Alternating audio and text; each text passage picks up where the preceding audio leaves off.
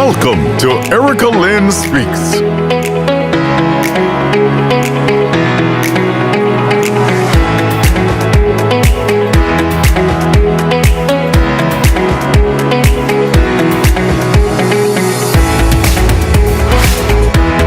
An inspirational, motivational conversation designed specifically to help you move forward. And now, here's Erica Lynn.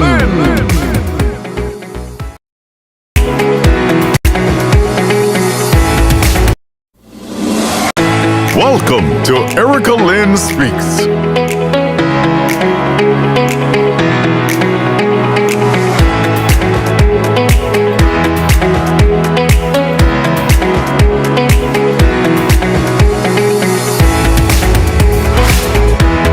An inspirational, motivational conversation designed specifically to help you move forward.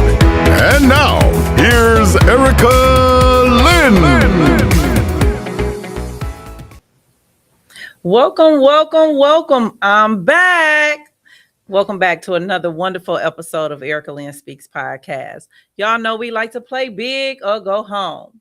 I'm so excited about today's podcast, right? I got an all-time superstar on the show today. And when I said she got some legs, baby, she got some legs, okay? I'm going to give y'all a sneak peek of them legs today. But before I bring my guest on today to woo y'all and tell you about her story of how she got started and how she set a precedence out here, you know, she paved the way for many young women that followed.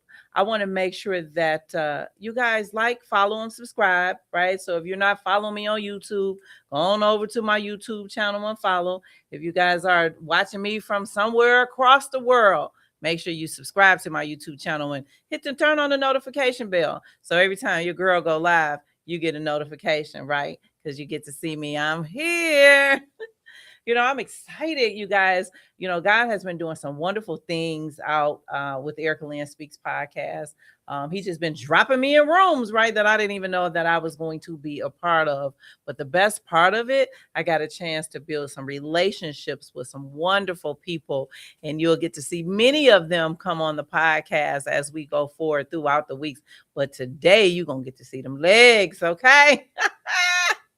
But before I get to show you guys them legs, we want to make sure that we give an honor to our sponsor for today's episode. So here is our sponsor. Experience the difference with Executive Transportation Services Network, your trusted leader in luxury ground transportation and concierge services. Our award-winning team delivers safe, reliable, and professional services every time.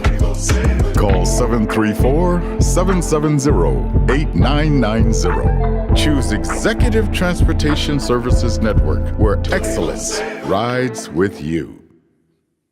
Well, we want to thank Executive Transportation Services Network for sponsoring this episode of Erica Lynn Speaks podcast. So, you know, I know many of you have been waiting. You've been hearing me speak a lot about tonight's guest. But before I bring her on, I got to tell you a little bit about her accolades so you know, right? So she is a master dance technician, creative director, actress, industry expert with decades of experience spanning the NBA, Broadway, and international tours with Grammy icons.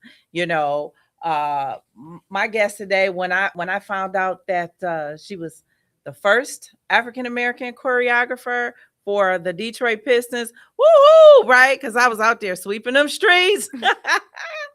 And some of the things that she has done is excellent, right? She has a dance company called BEATchitect Dance Complex. She's from Detroit, Michigan.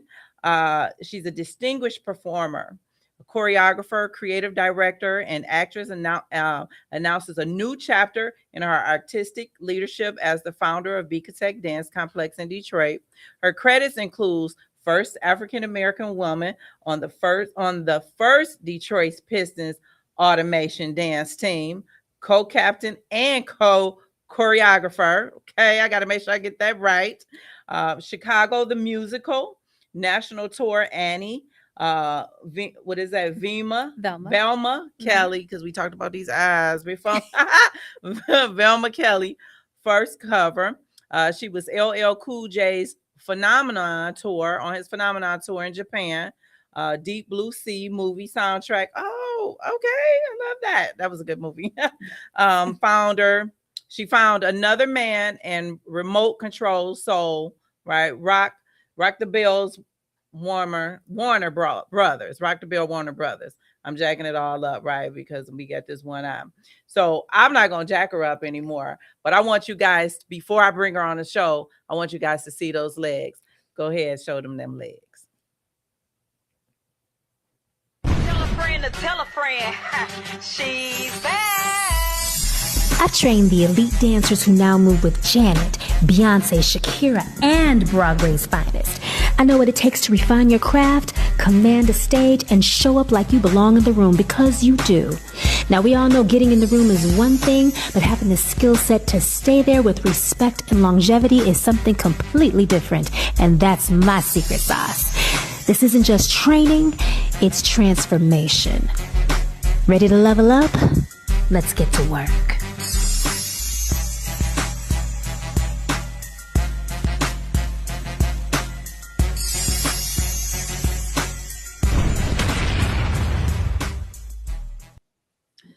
Well, ladies and gentlemen, without further ado, I want you to join me in welcoming my guest to the show, Niki Rochelle.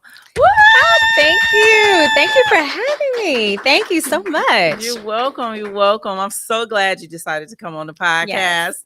You know, I got to see you over the last couple of weeks or months, and I'm like, okay, I got to get her on the show. Oh, thank you. You have such a remarkable story. You know, I had an opportunity to read your bio, read some information, and learn more about Niki, and plus our wonderful conversation. You know, I just want to dive right into, what was it like being the first African American on the Detroit Pistons dance team? Ooh, a lot. Not what most people think. Okay. Here's the thing. The Pistons were the second to last team to get a dance team. Okay. The Boston Celtics were the very last team. They kind of fought as long and hard as they could. So my coach, Shay Scott, called the Palace every month for 2 years straight and say, hey, you want to start a dance team? And they said, no, Shay, try again next month. And so it was the first Wednesday in 96. And she was doing her regular check-in call and said, hey, do you want to start a dance team? They said, do not call again. You start tomorrow. So in essence, that first year we started kind of late, because normally we would start in June. And she hit the ground running. Beautiful African-American woman. Like, Shay started that team, let me tell you, with a used pad of paper, a pencil, and a typewriter. They didn't even give her a computer yet. Oh, wow. And she took everything that she knew from being a dancer, also being a model, being a spokesmodel, poured that all into us, gave us media training, really was the mama of that team. And she's the foundation. And the reason why she is because I am, and I am because she is. So I didn't even know about the audition. Okay. I'm a Kappa sweetheart. I'm Kappa Diamond. My Kappa sweetheart sister called me. She said, you got to get to the Palace right now. And I said, for what? She said, girl, they're having an audition. So I called my mom at work. I said, you got to come home. We got to go. We got to go. We got there, wrapped around the Palace. There was about 1,000 people there. Oh, wow. And one guy. Oh, wow. One guy showed up, and they cut the groups so quickly. Jazz walk across the floor, cut the group in half before we could learn the choreography. Once we started learning the choreography, Ashley was teaching that dance so hard and so fast. Girls were going up the stairs crying, taking their numbers off, saying, it's too hard. It's too hard. I can't do it. I can't do it. I can't get it. So Shay saw me, because her thing was, I have to make sure I find a really good Black girl. Okay. And she told her mom, she said, whatever you do, don't let her leave here. And she didn't see me until it was 2 by 2 on the floor, because I kept moving. Because, you know, when you're in an audition and, you know, girls are saying, oh, you got it. Can I come and can you help me? And I'm like, no, I got to focus. Right. And she didn't see me until it was 2 by 2 that evening for the first cuts on the Palace floor. And I didn't know, you know, everybody was like, it's moving so fast. But we said, okay, we have to make sure, each one of us, when we all talked about it afterwards, we have to make sure that we bring our A game, bring our best. Tap, ball change, pirouettes, right and left, no music, 2 by 2. She said, okay, start the music. And that was that. You had one shot. One shot. One shot. The next day was an interview. Okay. And it was like a who's who of Pistons Palace Sports Entertainment, media. And it was like rapid fire questions. And it was really like kind of like not even dipping your toe in the water, just throwing you into the frying pan of media training. Wow. And there were some very hard questions. I got asked a very hard question by the VP at the time. Okay. And he said, this is going to be the first year for the dance team. What if they don't like you? Mm-hmm. And I said, well, from what I understand, Ms. Scott said our routines are going to be a minute and 30 seconds. Mm-hmm. I'm not sure if it's a TV timeout or, you're at home or you're at the game, but you can obviously go to the restroom, go to the concession stand, go to the kitchen, make a snack. Mm-hmm. And by the time you come back, it's going to be over. I said, but don't people still buy tickets for the game and they're not necessarily NBA fans? Mm-hmm. So that prepared me for what I was going to experience. We were sequestered at Joe Dumars Fieldhouse. Okay. So once the auditions were over, the media was cut off. They did not know who we were. They did not know what we looked like. They were staking out the practice facility. Mm-hmm. The Pistons were doing 2-a-days, at that time. So we couldn't even get in for practice. Mm-hmm. And they didn't see us until the first game. Okay. And that was because they had to put you in the Joe Dumars Center. But if you guys had been in the in the arena, then they would have seen us going in and out the practice facility and caught whatever pictures they could. So it was the Free Press did a full front page spread on us. Yeah. And that's where kind of everything broke loose. So y'all had to bring it. We had to bring it. And then being the first African American woman, and I caught it from both sides. Okay.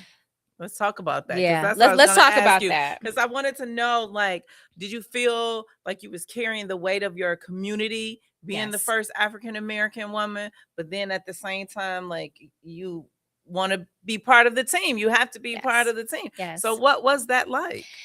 It was very difficult. I was 21 at the time, and at that time, it was Pistons. Automotion was the biggest thing you could do in Detroit. Okay. First team out the gate, everyone wanted to be a part of it. And the problem was for me was that I didn't know where I could fit in. Okay. That was the part. And it was like, oh, you got the lightest one you could find. Oh. She's not black enough. And then on the corporate side, it's, oh, she's out dancing the other girls. Make her tone it down. But I know how to blend as a professional. I would never, as a professional, when you're real about what you do, mm-hmm. and that's something that we go through with the girls with auditions now. We're mm-hmm. looking for, do you know how to blend? Can you bring what's special about you and still be cohesive with the team? Yes. And let me tell you, for us to be together for that short amount of time, mm-hmm. Art Shay got us together. We just all fell in line. It was love. Yeah. And we just wanted it to be the biggest thing. And for me, I felt like it was a little rough at first, but I learned my way through. I got my way through it. Okay. Yeah, I got my way through it. So everybody accepted the fact that you're here and you're not going anywhere. Absolutely. We just wanted to dance. Yeah. That's all it was about. We just wanted to dance. We wanted to do our craft. This was something that we loved to our souls. And I will tell you, we only made $35 a game. Only $35. What did you do with your big $35? That was gas. Going to the palace, that was gas. Literally. Now Shay really helped out the budget. She would, see what we could get for different appearances and things like that. But $35 a game, because you have to keep in mind the players and coaches pushed for us. Okay. I don't think we were really wanted by the organization per se at that time. Okay. But they grew to love us because here we have a 30-year anniversary now coming up. But yeah, we only made $35 a game. So because you did 3 seasons. Yes. So did the pay increase by the time the 3rd season? A little.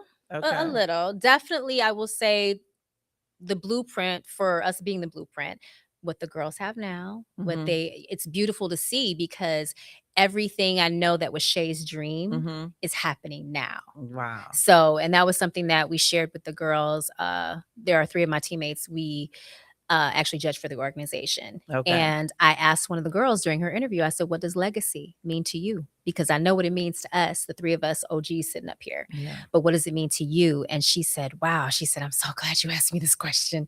She said, because I didn't know as much about the team before. Yeah. And now after talking to you guys, she said, I promise you, if I make this team, I will take care of this legacy with everything in me. And that was a beautiful moment, because to see that they're so Yes. excited about it. So, and they get Yes. it. That's wonderful, though, because I think with the generation that we're in today, they're not out for setting a legacy. Right. But then the flip side of that, they kind of are, because they created this whole new revenue stream from off of digital media. And that's not something that we would have done. No. You know what I mean? I'm still like want to put newspaper articles. I'm not mad at that. I still have all my laminated news articles, from Pistons that my mom saved, for me. Yeah. So we're going to talk about, so you went from the NBA court to the Broadway on world tours. What was the biggest culture shock when moving from sports entertainment to the music industry? Okay, so my final season, my third season, I was signed to LL Cool J's Rock the Bells music group, Warner Brothers, in the group Natisse. We are on the Deep Blue Sea movie soundtrack. We have 2 songs on the soundtrack. One song in the movie. The song is Remote Control Soul that we did with Bass Odyssey. And then we have Found Another Man. So at that time, I had gotten into a singing group with my friend Patrice Petway. And we were actually a trio at the time. So what was the name of your singing group? It was Caress at first, before we got signed. Okay. And then it turned into, we put our names together. It turned into Natisse. Okay. So Nicole and Patrice. So Tony Wilson happened to have been promoting LL's tour. Okay. That was my first time meeting Tony Wilson. And he asked us to go to Louisville, Kentucky. He said, you guys want to go to Kentucky? And we said, what's in Kentucky? And he said, I'm doing a tour. You guys are welcome to come. And so we hopped on the road, drove to Kentucky, got subs for my classes. I said, okay, we're going. And we got there, and we always looked pulled together. We were always on it. So that was something, basically from not just being in the music industry, but also from our upbringing separately. Our parents were just that type where it's like, okay, when you go somewhere, make sure you look right. Right. So LL saw us backstage, and Ralph Roundtree saw us backstage. He ended up being our A&R. And after the concert said, hey, Todd wants to see you. That's LL. We call him Todd. His name is James Todd Smith. Well, a lot of people don't call him Todd. You call him we Todd. Call him Todd. Us regular folk know him as LL. We call him Todd. Hi, Todd. No. We call him Todd. So we went to the bus, we sang some standards. We sang some things that we were working on in the studio. And he literally said, where you guys from? He said, Detroit. He said, I'm going to be in Grand Rapids next week. How far is that from you? We were like, not close, but not far. Right. So he said, I'm signing you. And we didn't believe it at first. Okay. We were like, okay, whatever. He said, no, 2 weeks. He was there, kept to his word. Before we got there, he said, bring your lawyer's information. Yeah. We brought that information. The next morning, negotiations were underway for our contract. And then right after that was when he asked me to join the Phenomenon Tour, going to Japan, to give me a little bit of experience. He loves dancers because he loves how we work. He loves how we're able to vibe. And that's how he works. He's a vibe. Like, he's all about the vibe. And he said he was replacing someone on the tour. I ended up doing it with him and being the feature girl. Doing it well. Yes. And literally, that was like being throwing me from the frying pan into the fire. He called, talked to my mom, even though I was an adult. He still talked to my mom because he has daughters. Yes. And he's married. And he said, I run a tight ship. He said, it's very family oriented. My wife is going. She's going to be her stylist. And he said, but I still wanted to ask you for permission for her to go. Is it okay? Yeah. And first question he asked, he said, do you have a passport? I said, no, sir, but I'm on it now. And thankfully, one of my dance moms was a manager at the post office. So we got that thing together quick, fast, and in a hurry, and got my passport. 2 weeks later, I was in LA on the red carpet for Soul Train Lady of Soul Awards, which he was hosting. Next morning, we had rehearsal, which was a very small rehearsal. And a couple days later, we were in Tokyo. Wow, that's amazing, right? That's amazing. You prepared for the opportunity. Like, you started really young, getting it together, but then you stayed with it. I love that. Like, you didn't just give up and quit, because a lot of people probably wouldn't have made it past the first round of when I would have saw those 1,000 women outside, I'd have been like, Yeah, that's kind of tough. But that shows that you have a lot of confidence in yourself. Yeah. A lot of confidence, a lot of training. So being trained as a ballerina, Gerald and Leslie O'Day were my directors, and I was the only child in a company of adults. Okay. So they weren't going to just stop everything for the baby and go, okay, let's start, point 101. Let's start partnering 101. No, jump into the fire. Let's go from where we are. And because of how they trained me, and their son, Kevin O'Day, danced for Twyla Tharp Jaffrey Ballet, American Ballet Theater at the time, and then New York City Ballet. And one thing Kevin used to always say to me, he said, learn everybody's parts. Yes. He said, don't just be concerned with what you do.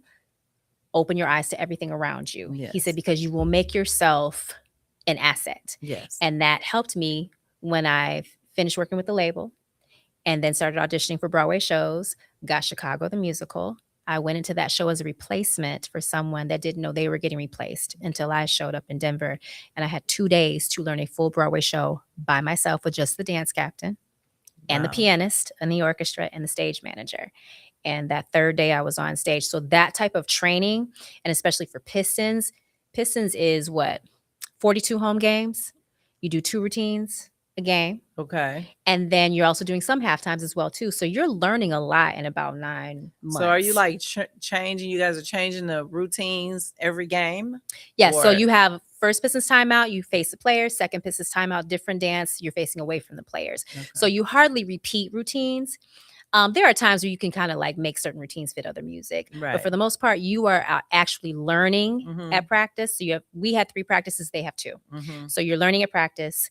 You're learning probably 1 dance. You're cleaning other dances. Okay. And now with Shay, if something looked good, and Shay, if you're watching, this is true. This used to drive us crazy, but we understood it. If something looked good in practice and we were learning it right then, Shay would go to her calendar and say, "Sorry, guys.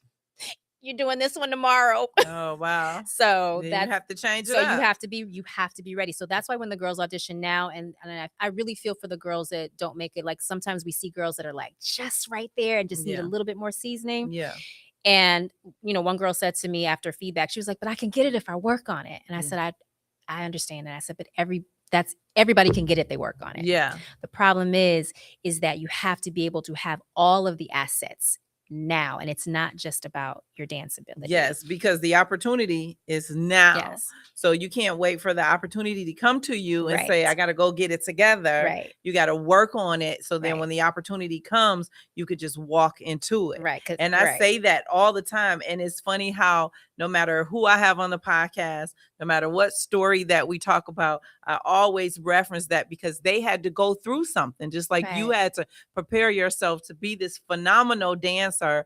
But if you hadn't did the work, when those opportunities came, you wouldn't have been in Japan with LL. No. And I love the fact that my mother was a momager before there was a name for it. Okay. And she kept me accountable.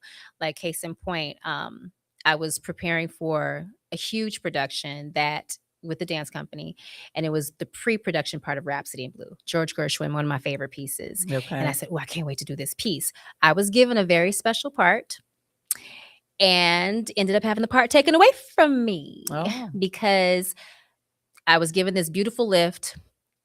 I was scared of heights at the time. So kept falling out of the lift. My directors talked to me and my mother about it.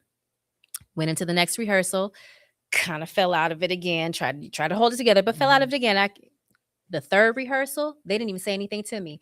Somebody else was going up in the lift. And they were telling me while the music was going, they said, "Oh no, Nicole, go back over to that part. You remember the ensemble part, your tours you take, go right back to that part." And I still had to keep it together, knowing I wanted to break down and cry. Had to keep it together till rehearsal was done, 45 minutes later. And when I got home, when I tell you I boo-hooed, I remember this day, my mom was cooking spaghetti. We're sitting at the table. And she said, "Do you understand when you hurt, I hurt?" Yeah. She said, "But they talked to you, right?" Yeah. And I said, "Yes." And she said, "Here's the thing." She said, "Do you think I like the idea of my daughter flying through the air like that?" She said, "But this is what you want to do, right?" She said, "So this is what you're going to do. You're going to use this experience as fuel." She said, "Because I guarantee you will never have another thing taken away from you." Yes. And from then on, that's exactly what happened. I used it as fuel because when you get into this industry, no one is going to hand you anything. You have to work and prove for everything. Yes. And that's all of the industries. But that's just a lesson for people to, keen in on, I'm sorry, because Yeah. some people just want you to give them something for free and don't want to work for it, or Mhm. some people just don't want to work at all.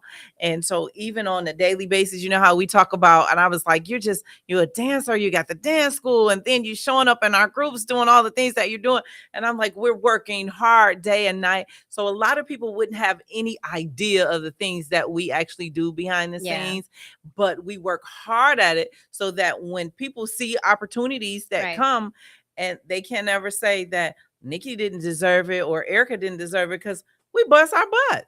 Right, we are. Like I was a dance judge. I was also on Dance Moms for 3 years, 2 franchises. And even as a judge, I know how we think Okay. as judges, and we have a limited amount of time to catch what we can catch, all the mistakes we can catch, tell you how to fix it, pull out the good things as well too, and then give you your score sheet so that you can take that back to your studio, take that back to the lab and work on it. And that's why even with a lot of studios that I worked with, I built up, a few studios here in the city and built up a few programs as creative director.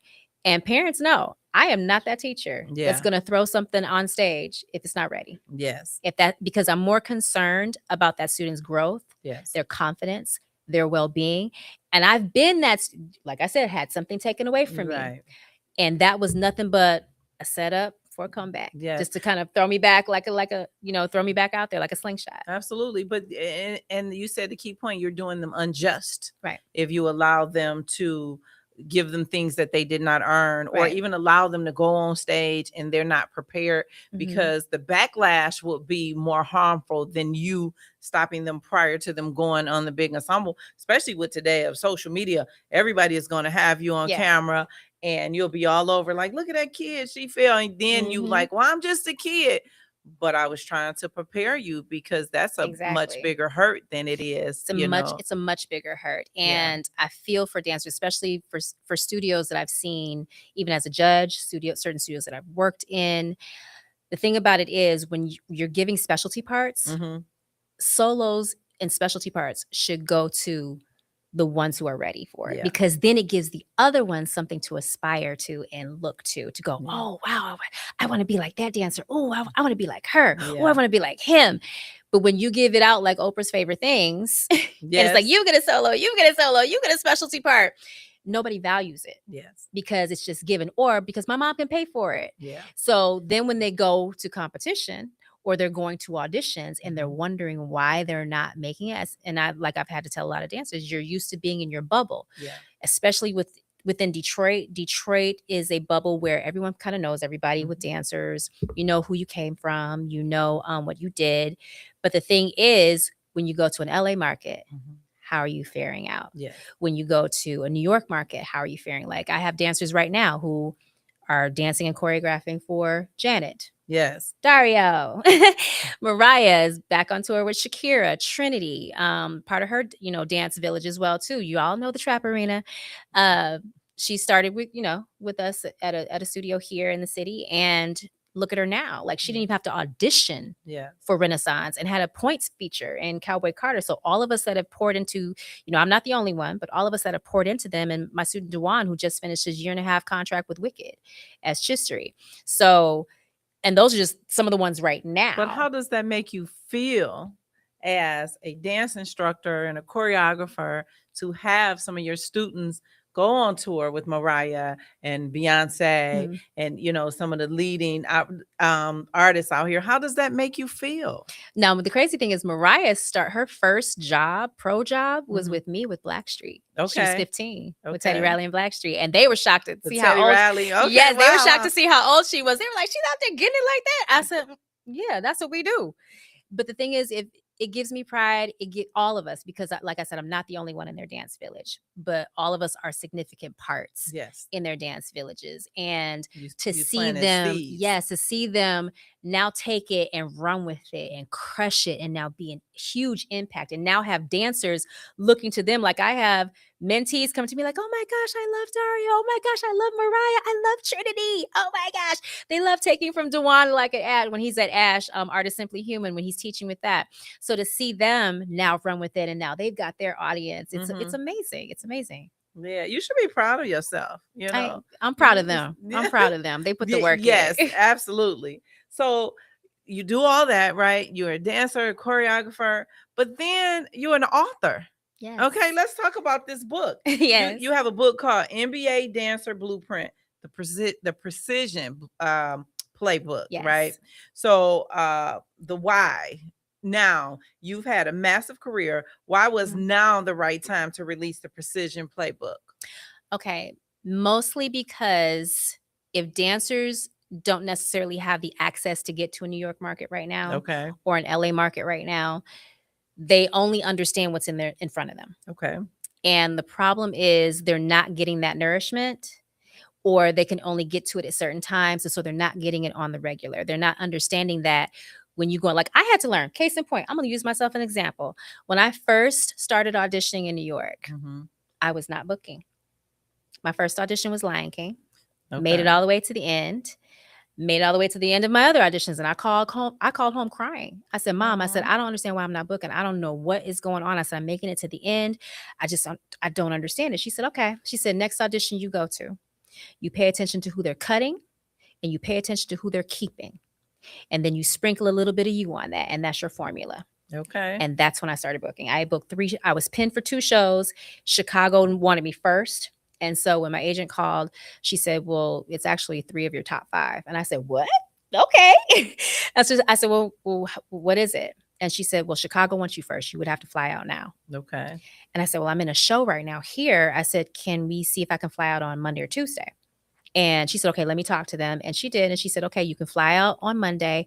You will have only 2 days to learn the show because they have to replace someone and they've got to get you in there to be ready to go at least by Thursday or Friday. Yes. And I said, okay. So when my mom gave me that formula, that was when it clicked for me. So I wrote the book because, especially getting feedback and judging for Pistons, and then also mentoring other dancers who are auditioning in other markets, same questions pop up all the time. And they're thinking it's just about their dancing. Yes. And they're not understanding that you're going into a business. Yes. Yes, it's an artistic business, but it's still a business. Yes. Case in point for Pistons, it's $1 billion franchise. Right. They're going to protect that franchise at all costs. Yes. It's not. So when we're watching dancers, like I've told dancers, and it's in the book as well too, there were dancers that had asked me, you know, why they got cut, and they can ask all of us. There's a panel of judges up there, and we were very honest with all of them. And I told one girl, I said, here's the thing. I said, there's a reason why we're sitting out here while you're learning the dance. Yeah. And I said, for me, I make my yes, no, or maybe decisions while I'm watching you learn the dance. And she got shocked. Like her face was like, wait, what? And I said, here's the reason why. I said, because I can tell a lot about you while you're learning. I can tell when you're under fight or flight, how your brain, how your body responses are. I can tell when you're under anxious energy, when you are under comparison energy, because now you're looking at this girl, you're like, I don't look like her. Okay, I don't look like her. Okay. And then, so now all of that plays into what your output is going to be from the information that you're getting from the choreography. Yes.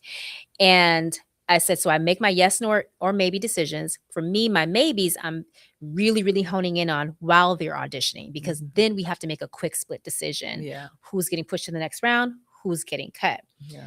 Case in point, interviews. Interviews can throw it off. Yes. Your freestyle, I Yes. put that in there, can throw it off. I always say, hey, have a magic bag of 8 counts that, make you look good, that are your zhuzh, Your your go-to. your little go-to, Like, your yeah. extra sauce that maybe you Right. couldn't do with the choreography. That's like your extra stamp, like your final statement. That's what we want to see. Yeah. So, and I noticed that freestyle throws dancers off. Every time you ask them to freestyle, if they're not trained in how to just battle or freestyle. Yeah. It makes them nervous. So you can either go from a great audition and have a bad freestyle, or go from a shaky audition and have a great freestyle, and that kind of move you through as well too. So it was important for me to get it across to them that it's more than just your dancing. And if I could actually tell you what we talk about in that room, what we look for, that's besides whatever your training is. Yes. How would I get that information across? Because that's what I'm seeing there, where the disconnect is. Yes. So that's why I wrote the book. Wow. That, because is there other books out here like this, or you just said, you saw those books and you like, let me really put it out here for real, how it really is? I wanted to really get the information out because dancing for a pro sports team, it is like a fast moving train. And if you don't get on that train from the get go with everything that you're supposed to have on it, right, you can kind of get lost in the sauce. And I love it that Natalie, who's the coach now, she's an amazing coach. She's like Shay 2.0. And Natalie gives a great set of clinics before the auditions. Yes. So they're getting a piece of it. They're getting a feel of what it's like. You know, they get to ask her questions. They get to ask the veterans questions. And, you know, occasionally we'll pop into some of those before the auditions. But when it gets to that audition, we're even watching them. When you're coming to an audition, one thing I learned from Mr. Roland Dupre, who was a major vaudeville star, he said, do you understand you are auditioning when you walk into a room before you even start any account? Okay. He said, they're watching your body language. The way you walk, the way you I'll take it even a step further. Let me give you the real tea. When you give your headshot and resume to the monitor in a room at an audition, that monitor works for the casting agent. So he's telling. Yes, that monitor is a spy. That monitor is watching how you prepare. That monitor is taking the next lot of headshots and to say, hey, pay attention to that person. Hey, I don't know about that. They're actually giving them the tea on everybody in that room so that by the time you get in that room, they're like, okay. Yeah. Okay. Like when I auditioned for Chicago, Gary Christ, if you remember the Pat Benatar video, Love is a Battlefield. Yes. Gary Christ played the pimp in that video. It was choreographed by Michael Peters, who choreographed, you know, a lot of Michael Jackson's major videos like Thriller, Beat It, and so on and so forth. So Gary Christ is sitting in the room and he started us off with a ballet combination in heels. Did not demonstrate it. Yeah. He said the combination twice. Said it. Started calling for headshots, saying, okay, this person upstage, this person downstage, this person upstage. If you did not know where upstage and downstage were, he cut you. Because that means that you were not prepared. You're not paying attention. Really, yeah. Right, you're not paying attention. So that's what threw me off. Yeah. So remember my mom gave me my formula. Right. So now I'm looking and I'm like, okay, well, he cut her. Well, what are you looking for then? So that kind of threw me off. Then we got into the room to learn all that jazz, the opening number, the first half of it. There were people that were whispering, didn't understand what he meant by 4 counts of freestyle in the Fosse tradition, four counts of 8. Yeah. And he got everyone together, quick, fast, and in a hurry on that. And he was cutting people as they were dancing. He's like, yes, keep going. Yes, you move. Okay, yes, keep going to the left. Thank you very much. Yes, keep going, keep going. Oh, that's a cutthroat business. Y'all done hurt my feelings. Cut the road. Got us to, like, there were about 200 girls that day. Got us to 3 of us for the girls.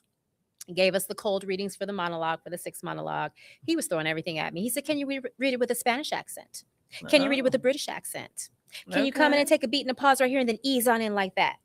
Okay. Like he was letting me have it in that room. And then I got the call. And here's the thing. I almost didn't stay for that audition because they said they weren't looking for girls that day. And I called my mom. And of course, my mom always gave the best advice. She said, you stay. She said, I don't care. You stay. Just get on the radar. You don't know what's going to happen behind the scenes. You don't know what's coming up down the road. Yes. And I kind of fought her on a little bit. I said, but I want to go to this other callback. She said, Niki Rochelle, if you don't stay at that audition. She said, no, I can't get on a plane now and come get you, but you need to stay for that audition. And I'm so glad she made me stay. Because I'm glad she changed my life too. Forever. Yeah, because, you know, you're really dropping gems today because there are a lot of young women or not even just young girls, but there's still women out here that strive to be more in the dancing industry because dancing is not just being the video girl, right? Like you actually getting to dance on live stage plays and just be part of some things that is phenomenal. And even we talk about social media, there's a lot of dance videos out here because you can really honestly blow up. Like somebody watch you dance from just a YouTube video or a Facebook video, and then next thing you know, you're doing a commercial for Pepsi or something. You know what I mean? So that's amazing. One of the things that we normally do on the podcast at about 6:40, we take questions and answers from our virtual audience. So my team is going to get ready for that. Do we have any questions from the virtual audience? Just comments actually today. Okay. Someone in the comments apparently has worked with you before on the stage play. Oh, hi. I wish I had my glasses on so I could see it. We can't see. That's we can't see. This is part of menopause right now. you can. So you read it to us. Do you have the microphone and do take that part? Okay. Okay, perfect. Cause we both. I got one eye. You call me One Eye Willie today. And Hi, Nikki. I was in the stage play One Harlem Night with her, and she was so cool and amazingly talented. God bless you, goddess. Oh, thank you. Yes, I played the original One Harlem Night, directed by multi award-winning and Tony nominated T. Oliver Reed and Brian Harlan Brooks. I played Ava, and I was also the lead Ava, and I was also the choreographer for the show at the time. whoa, maybe you gonna teach me some moves. You gonna teach me some moves? Yeah, I'll teach you some. So, let me tell you, this is the funniest thing. You know how they had that class, that step up class Yes. to the music? I don't take that class because I don't have any rhythm. And so, like, if someone they tell you to do the you got to do it to the beat. And I really want to do the exercise. You want to get in the pocket with the beat, yeah, because Right, that's the driving force behind it, is get in the pocket with the beat, yeah. Right, but then I'm on the left foot and the right foot, and but I really want to be able to do the class because of the exercise, and then in the process, like it's a little rhythm. So like That's maybe like you a lot could of teach me like some of my things. salsa students too. I'm a national salsa champion too, and so like you'll have some people that will say, "Okay, so Wait. You're a national salsa Yes. champion. I won my title right after Chicago. Okay. Yes. Okay. And so, because that was salsa that we saw you doing Yes. when I was like, look at them legs. Yes. Okay. Yes, I Oh, won my title in Miami. And they were phenomenal dancers. I'm talking phenomenal dancers. Yeah. And that was a major. I don't want to say how much the check was, but that was a major. That's a check. major That, check. that was a major check. Oh, that was a major. Learn. That, Let me that was a learn major how check. to do some salsa then. And here's the thing: Detroit has a major like underground like salsa community. Yeah. It's been going on even since I was on Pistons. I actually was one of the driving forces behind, like myself, Bobby Dickerson, now Bobby Green, original Bobby Green of Enchantment. Yes. I taught Bobby Green. And so Bobby has taken it and run with it and is now linked, is like the glue to all the dance communities with Arthur Murray, with Kizomba, with Mark and Rose and everyone else. So it's like a whole big family now. It's like it's growing and growing and growing beyond like even for the last few decades, it's been growing. So you got to invite me to Yes. a dance class. Absolutely. But I need to come to the beginners Yeah. class, with the little kids. But they probably You don't need to be with the little I kids. need You don't need to be with the little kids. But I do want to come to the beginners class Yes. because I want to learn how to dance. Absolutely, Not yeah. even I don't not to perform in front of other people, but just to learn. It's a great feeling. I wish we still had it where they used to teach it in school. Mhm. They used to teach partner dancing. Like Detroit, Aretha Franklin, God rest her soul, she even put us on the map with Detroit style ballroom. Okay. Like when she was actually being on she was on a national interview. And she was talking about Detroit style ballroom. Yes, we have our own style of ballroom that was based off of cha-cha-cha and Right. Latin. And the fact that we have so many amazing icons here like Barry Douglas. I used to watch Barry Douglas when I was little on Dance Fever. Yeah. And now he's my mentor. He is 17-time international hustle champion of the world. And let me tell you, he had 2 hip replacements and is still dancing folks under the table.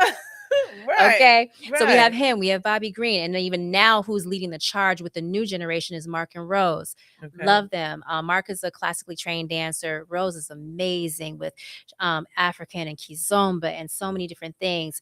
And now they are taking Latin hustle Yeah. and winning championships with it, and now teaching their students with it as well. So we all big each other up. Like nobody, like we don't keep it to ourselves and go, oh, Yeah. no, it's only about my thing. Right. No, we're a community. You We all love on share. each other. We show up at each Absolutely. other's things. We support and we make Absolutely. sure that, we're not putting on something when somebody else is doing an event, so we can go support because that's Yes. how it's supposed to be. That's wonderful.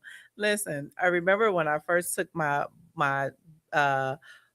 ballroom class and I Mhm. had to dance with a partner. And so the guy he told us, he says, everybody used to doing that bounce with the ball. He said, that's not what it's like. I was like, well, I don't know how to do it then without the bounce. So it was so different Mhm. changing to actually be able Yes. to ballroom with a partner and then allowing somebody to lead. Because you think about it, when we Yes. do the ballroom hustle, we Mhm. leading ourselves. We got our own Exactly. beat. We add our own spin.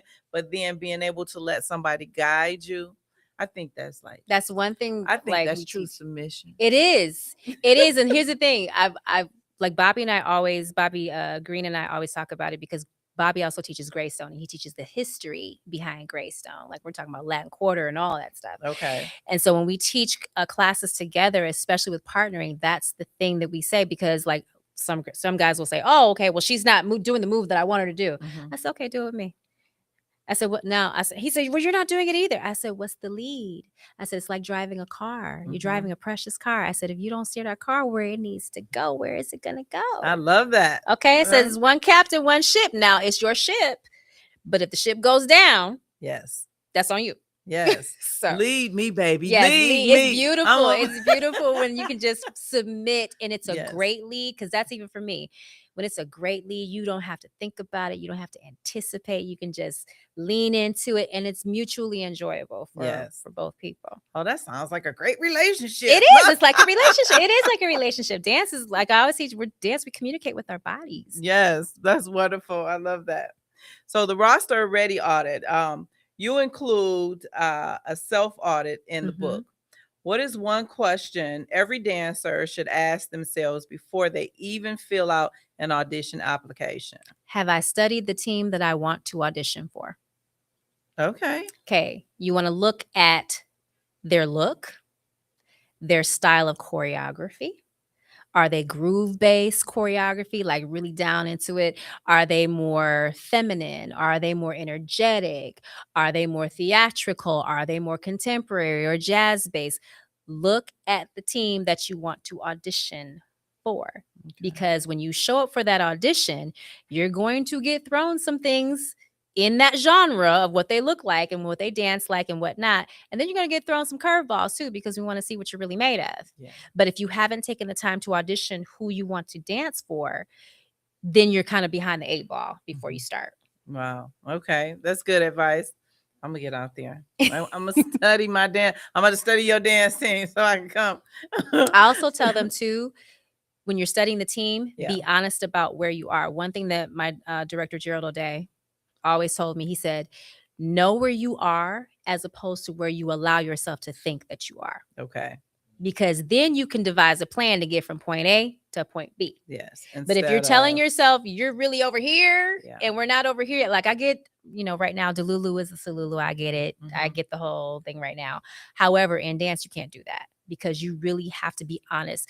Like, okay, so case in point, one of the girls asked, well, I've been auditioning for a few years. How come I haven't made it yet? And I said, okay, well, what classes are you taking? And she named a lot of choreography classes. There's some people in the city that are teaching great choreography classes. I said, okay, I heard you say choreography classes. I didn't hear you say foundational classes.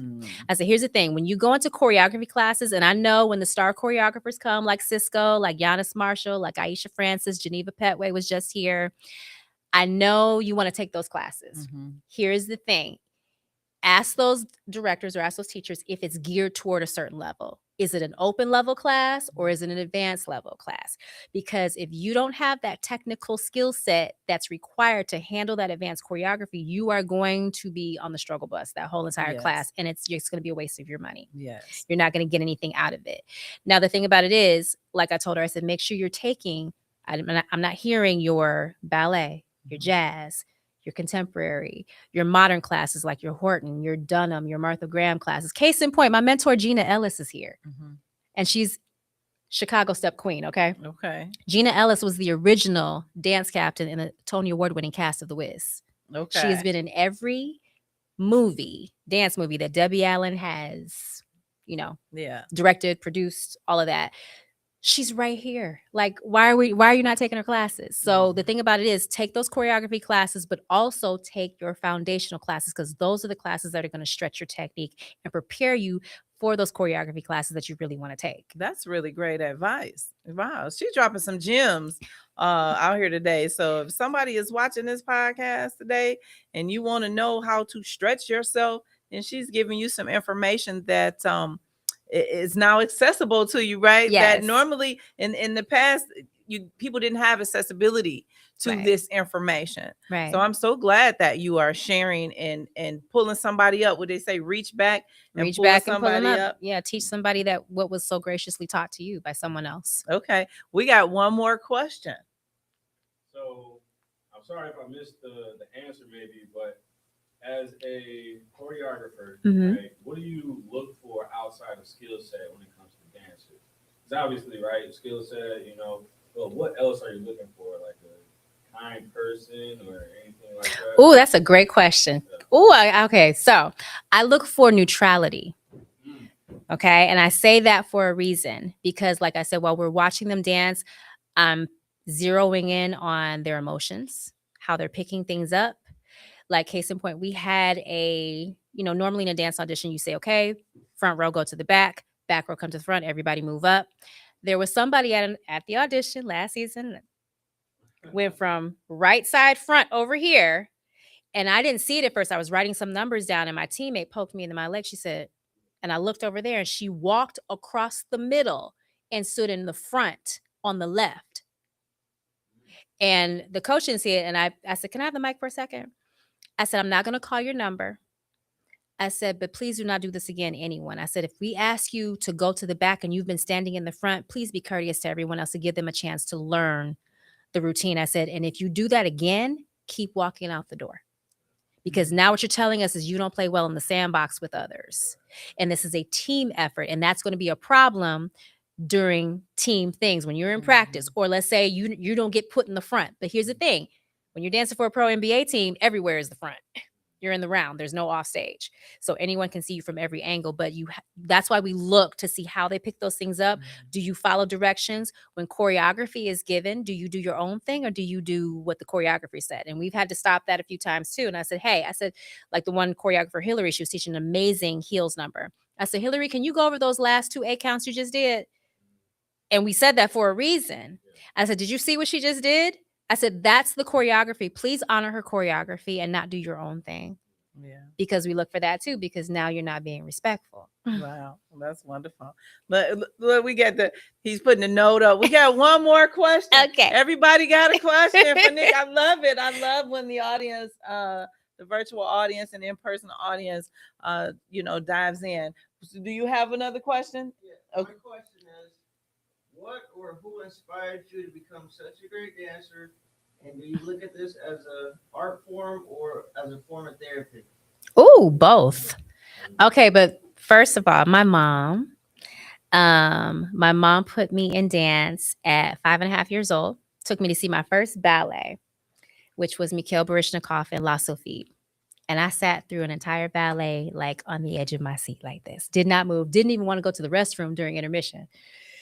And I was so amazed because when you watch, we call him Misha. When you watch Mikhail Baryshnikov, he's athleticism at its finest. Like I'm talking about doing leaps and jumps so high that he's up by the teasers, up by the lights. And it's and then just watching him in any choreography that he's put in. Like when you watch the old movie White Nights with Gregory Hines, he's in that movie with him. I was enthralled. I was hooked from day one. And yes, mother Debbie Allen. Let me tell you, fame was my thing. Yes. Okay, so fame was my thing. Like Dynasty was my mom's thing. Yes. And I would rush. I was like, Mom, we gotta go. She said, don't rush me. I said, it's fame night. I said, can I eat in front of the TV tonight? Because I need to see my show. I never missed an episode of Fame. Yeah. Never missed an episode. And here's how it came full circle when I got signed to LL. I was on the red carpet for Soul Train Lady of Soul. And that was when he was doing In the House with her. And I saw her walk, like getting ready to come to the red carpet, and then went to the green room. And Simone, LL's wife, saw my face and I was like, oh my gosh. Like I didn't care about anybody else that was there, no other celebrity. And I was just like, I saw Debbie Allen. What? Couldn't wait to get to the hotel room and call my mom afterwards. And so I would say it was Debbie Allen and my mother. And then also dance is a form of therapy. We always say, leave it on the floor. Yes. Leave it on the floor. I had a student, and she's still my baby, Cadence. So Cadence, if you're watching, Cadence second season solo with me was a bit of therapy for her. She was bullied where she was taking classes. Aww. And I said, you're going to take your power back. Yes. And I said, every time you do this dance, you're going to leave it on the floor. Yes. Put everything you got leave it on the floor. So yes, it's therapy. It is a sport. Yes, because guess what? We do more jumps and leaps than basketball players. Yeah. It's actually quadruple what a basketball player would do in a game. Yeah. As opposed to what we would do during a 2.5-hour show. Well, that's why you're so fit. Yeah. I better start jumping. I need to start jumping, okay? I want to jump high, and then maybe it'll slim me on down, okay? Yeah, it's amazing. I love it. I don't know where I would be right now. Dance has saved so many lives, and I can say dance saved my life. Yes. Yeah. Yes, that's a beautiful thing. You know, this was such an amazing podcast. Thank you. Thank It was you so amazing. much for coming on the podcast. My pleasure. And because you dropped a lot of gems, as I said before, like it really is going to bless somebody because someone out there is striving to get into the industry or go above, beyond where they are now. And there is a thing, people, I don't know if people still going to New York and, you know, applying for auditions and stuff, but it's out there. People are still trying to get one leg in the door. And then before they can get both legs in the door, there's a lot of no's before you hear a lot of yeses. Yeah, because sometimes they are not able, the way it goes now, especially with equity auditions, they see all the equity artists first, all the union artists first. Okay. If there is still time or if they have not found what they need, then they will see the non-union artists. So you could show up for an audition and be prepared to go, and it could be for nothing. Oh, y'all better get in the union. Yes. Y'all So, better get in and the the only union. way to get in the union is by getting a union show. So that's the hard part. Oh man, That's the hard part. That's So a you double have the option entendre. to join a union at that point. But yeah, so I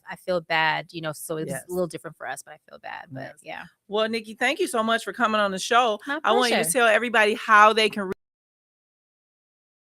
school and be a Yes. part of what you have. How can they reach you? Okay, so you can reach me at, I'm going to give you my Instagram and I'm going to give you the website. So my personal Instagram is Niki, Niki, 2 underscores on the beat. So Niki, 2 underscores on the beat. You can also reach me at BEATchitect, just like architect. So BEATchitect, dancecomplex.com. And even on you can find all of that too on my personal Instagram. You can just go to the link on my personal Instagram. That's my link tree. It has everything there, including the book. You can purchase it now. So, because I'm telling you, NBA auditions are getting ready to happen this summer. You want to be ahead of the game, not behind it. NFL auditions, some of them have just happened. Some more are happening as we go. So definitely read that because it will stretch your mind. It will open your mind to a different aspect of how you approach auditions from here on out. Wow, I love that. Listen, I gave y'all some gems today, okay? Thank you so much for sharing this information with Thank the you. audience and sharing your story because I know that it blessed somebody. We have to have you back on the show. Yes, I would love to come back. Thank you. Thank you for having me. Yes, because you said that you guys are getting ready for the 30th anniversary. So when you come back on the show, you tell us all about how it was, how you played with all 30 years of the dance. But before we get out of here, I just want you guys to know that don't just give up. Keep trying, right? There is going to be a lot of no's before there is a lot of yeses, but keep trying because one day you're going to get that yes, and that yes is going to change your life. And for those of you all who just say, I'm just not going to try because I don't even want to see failure or hear somebody say no to me, listen, it's time to get off the couch. It's time to get out of hiding. If I had to come out of hiding, everybody got to come out of hiding because I enjoy my couch. But now I'm on a bigger couch. I'm on a bigger platform, right? Because I was ready and I had to walk into what it is that God had for me. And it's time for you to walk into what God has for you. So prepare yourself so that no matter how many times somebody say no, there's a yes waiting outside for you. And so like I always say, just remember, it only takes just one step beyond you. God bless you. And I'll see you guys next week on Erica Lynn Speaks Podcast, where we have Mike Lynch, the wonderful radio personality, joining us on Erica Lynn Speaks Podcast. See you guys next week. Bye.